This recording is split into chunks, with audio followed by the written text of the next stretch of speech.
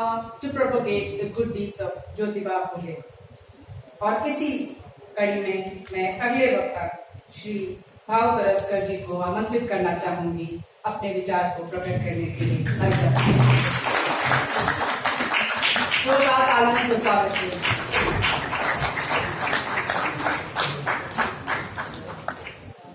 जिस वक्ता को यहाँ मैंने बुलाया है ये दिल्ली वासियों के लिए अननोन है, लेकिन जो लोग YouTube देखते हैं उनको ये नाम पता होगा।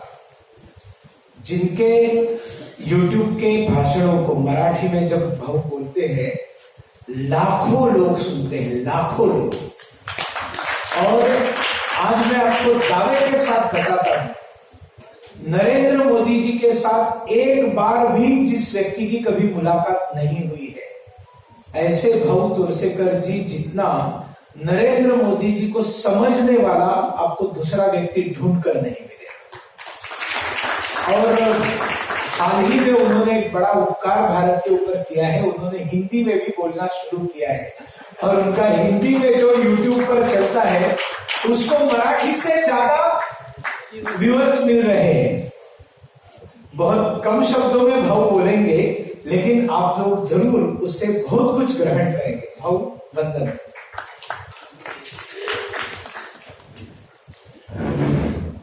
सम्मान्य मंच, सबके नाम। पहले तो मैं दिल्ली में नया हूँ और परिस्थितियाँ ऐसी बनी कि मुझे आना पड़ा। मेरी बेटी की बेटी है, छोटी है, और उसको संभालना पड़ता है, उसके लिए आए हो। पत्रकारिता छोड़ दिए तो YouTube अच्छा पड़ता है कि घर में बैठे बैठे कुछ चलाओ। तो उन्होंने जो बोल दिया वो सच्ची बात है। मेरा हिंदी बम्बई का हिंदी और हिंदी फिल्म का हिंदी शायद उतना अच्छा नहीं बोल पाऊंगा, लेकिन जो YouTube बना था वो इतनी अजीब बात है कि उसमें सबसे ज्यादा देखे गए वीडियो जो है वो पहले 4-5 वीडियो, उसमें 4 हिंदी है। मुझे कि मैं खुद बोलता हूँ कि मैं अच्छी हिंदी बोल नहीं पाता, फिर भी चलते हैं। मुझे अजीब लगता है। शायद उसमें जो कंटेंट है उसके लिए लोगों को आकर्षण होगा। अब यही तो बात मैं ये कहना चाहूंगा कि मुझसे अच्छी तरीके से सुनील ने बात पेश की है महात्मा ज्योतिबा फुले बाबा साहब के बारे में। तो 200 साल पीछे आपको सुनील लेके गए थे। मैं वहां से आपको उठाकर यहाँ लाऊंगा, इसलिए लाऊंगा कि मैं पत्रकार हूँ, बेसिकली 50 साल से पत्रकार हूँ मराठी में। और एक बात मैं मानता हूँ, जब तक कोई खबर रिलेवेंट नहीं होती तब तक वो एक कहानी होती। तो हम महात्मा बोल रहे थे, इसको महात्मा बोलो, उसको महात्मा बोलो, लेकिन महात्मा कैसे बने? महात्मा कैसे बने? हमारे मराठी में एक कहावत है, टाकीचे घाव सोसल्याशिवाय देव पण येत नहीं। ये छिन्नी हथौड़ा होता है, वो पत्थर मार मार कर उससे मूर्ति निकाली जाती है। तब हम मूर्ति पूजना शुरू कर देते हैं, लेकिन वो पत्थर जो घाव सहन करता है उसके तरफ किसी का ध्यान नहीं जाता। तो महात्मा फुले हम आज बोल रहे हैं, लेकिन जिस समय वो महात्मा बन रहे थे उस वक्त कौन उनको महात्मा मानता था? 1890 में उनकी मौत हो गई, देहांत हो गया। उसके मेरा ख्याल है 2 या 3 साल पहले उनको महात्मा उपाधि दी गई थी, लेकिन वो जो काम कर रहे थे उस वक्त उनको कोई महात्मा नहीं मानता। ये बड़ी अजीब बात है। हमारे सामने होते हैं महात्मा, हम ना समझ पाते हैं न देख पाते ये महात्मा है। उन्होंने जो बोला कि मैं मोदी जी से कभी मिला नहीं, फिर भी मैं सबसे अच्छा जानता हूँ, क्योंकि मुझे समझ में आता है कि 50 साल के बाद ये महात्मा होने वाला है। वो होता है। अब मैं क्यों बोल रहा हूँ कि महात्मा होने वाले? हमारी अगली पीढ़ियां उनको महात्मा बोलने वाली है। मैं किस आधार पर बोल रहा हूं? क्योंकि 200 साल 150 साल पीछे में जाता हूं तब देखता हूं कि इन्होंने जो बताया कि ज्योतिबा फुले एक शादी की बारात में गए थे, उनका इंसल्ट हुआ, अपमान हुआ, तो वहीं से शुरू होते महात्मा की यात्रा, वहीं से शुरू। और उन्होंने जो बोला सनातनी, उसको आज के जमाने में उसको इकोसिस्टम बोलते, इकोसिस्टम बोलते उसको, कि तुम जीतो पराक्रम करो, लेकिन जब तक हम रिकॉग्नाइज होते, हम जेएनयू वाले हैं ना, हम आपको नहीं रिकॉग्नाइज करते, समझे? सनातनी क्या? इन्होंने 200 साल पीछे लेके सनातनी बोल दिया। आज के जमाने में सनातनी कौन है, जरा सोचो। और यही बात हो रही, हमारे मराठी के एक बड़े विचारक थे मेपू रेगे करके, उन्होंने एक बढ़िया आर्टिकल लिखा था कि समाज कैसे बदलता है, समाज कैसे बदलता है। समाज में सभ्यता होती है और अभिजन वर्ग होता है। जो सनातनी सुनील ने कहा उसको अभिजात बोलते हैं, क्योंकि हम रिकॉग्नाइज करते, हम द कश्मीर फाइल्स को रिकॉग्नाइज नहीं करते, समझा? हम नहीं मानते ना वो कला है, वो तो डॉक्यूमेंट्री है, उसमें सब सच नहीं दिखाया गया। तो आज हम बोलते हैं और 20 साल पर हम उसको रिकॉग्नाइज करते। तो मेपू रेगे ने बहुत बढ़िया लिखी थी, अभिजन वर्ग जो होता है उसकी उन्होंने डेफिनेशन लिखी कि समाज में जब कोई अभिजन वर्ग होता है कि हम कल्चर हम कल्चर रिकॉग्नाइज करते हैं, हम अगर आपको सर्टिफिकेट देंगे तो ही आप सुसंस्कृत है, वरना आपको अनाड़ी है। ये कहने वाला एक वर्ग होता है कि मोदी बहुमत लाए, कोई बात नहीं, हम नहीं उनको रिकॉग्नाइज करते। ये जो अभिजन वर्ग होता है उस पर रेगे जी ने बहुत बढ़िया डेफिनेशन दी कि ये अभिजन वर्ग जो होता है वो उनके परिक्रमा में जो लोग हैं उनके साथ बड़ी सभ्यता से पेश आता है, लेकिन उनकी परिक्रमा के बाहर जो होता है उसके साथ अतिरेकी असभ्यता से बर्ताव करता है। समझते हैं आप? मोदी जी तो महात्मा बनने वाले हैं, महात्मा। और उस वक्त, अब आज की बात मैं मोदी जी की कर रहा हूं, लेकिन आप 150 साल पीछे जाओ तो आपको पता चलेगा उस समय के मोदी फुले थे, जिनको हम आज महात्मा ज्योतिराव फुले बोलते हैं। ये समझना जरूरी होता है, लेकिन ये हम उसको रिलेवेंट करके देखना चाहिए। और यह हर समय में हमारे ज्ञानेश्वर थे, संत महात्मा थे, उनकी हालत है वो उस समय की, आगे जाके हम उनको महात्मा बोलते हैं। तो ये मैं देखते रहता हूँ, पढ़ते रहता हूँ, कुछ बातें करता हूँ, लेकिन बातें भी करता हूँ तो मैं समझ नहीं कि शिव विश्वनाथन नाम के कोई प्रोफेसर है, टीवी पर आपने बार बार देखे हो।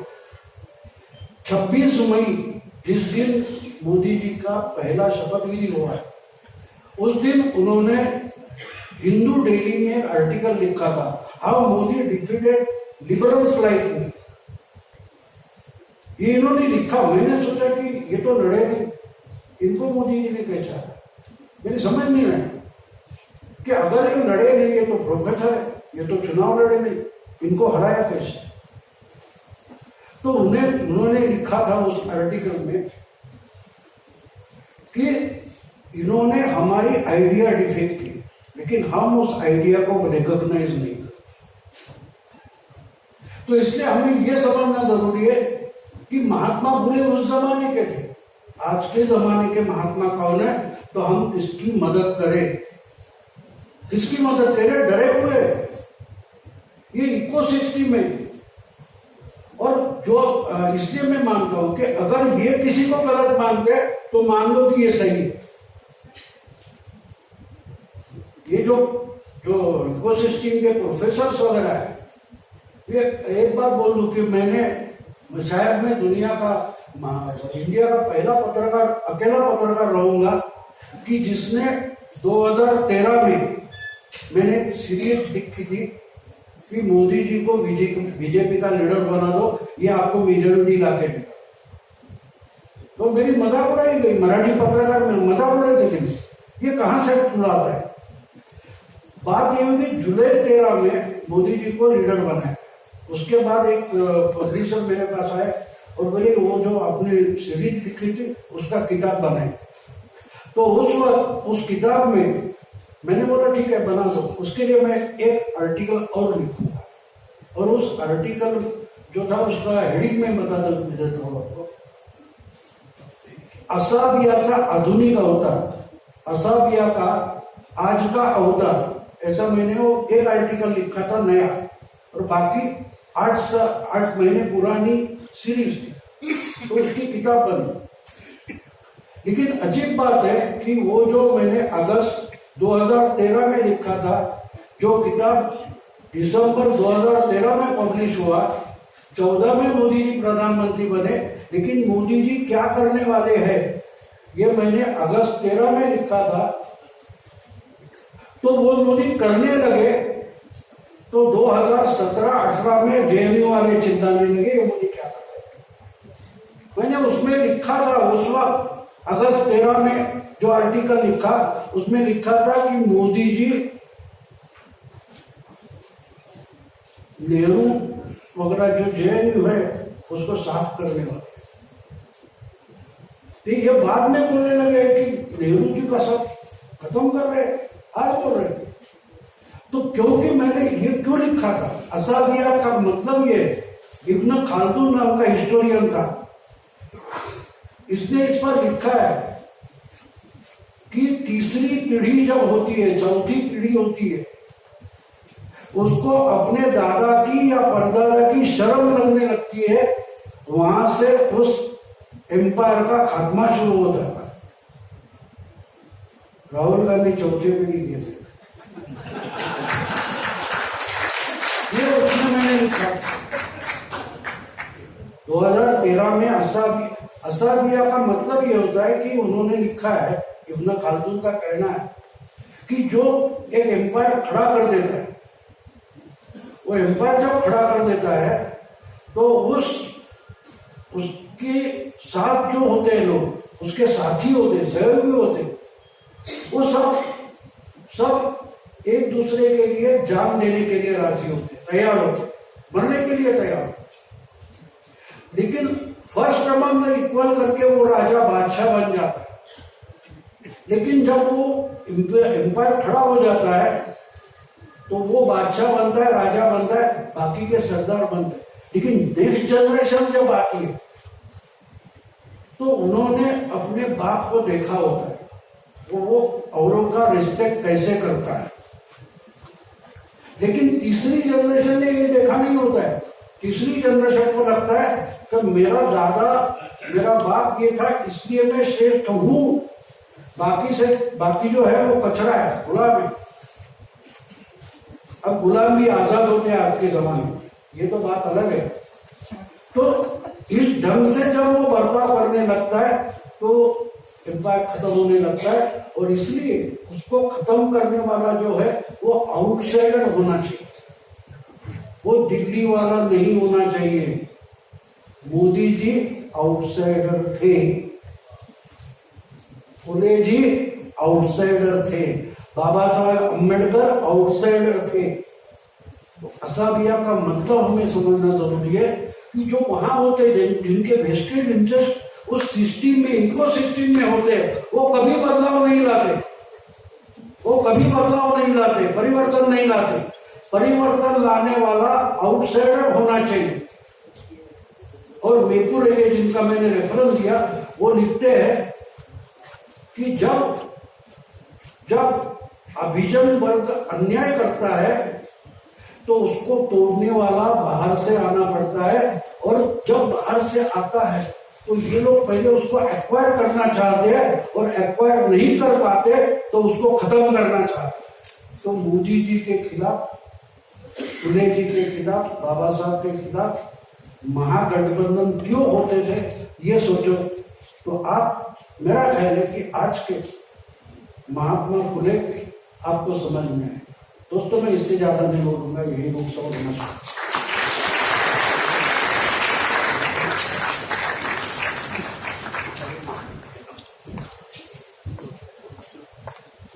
बहुत सहजता से आपने छोटी छोटी यद्यपि महत्वपूर्ण बातों का विवरण जो दिया, उससे हम सभी का उचित मार्गदर्शन अवश्य होगा।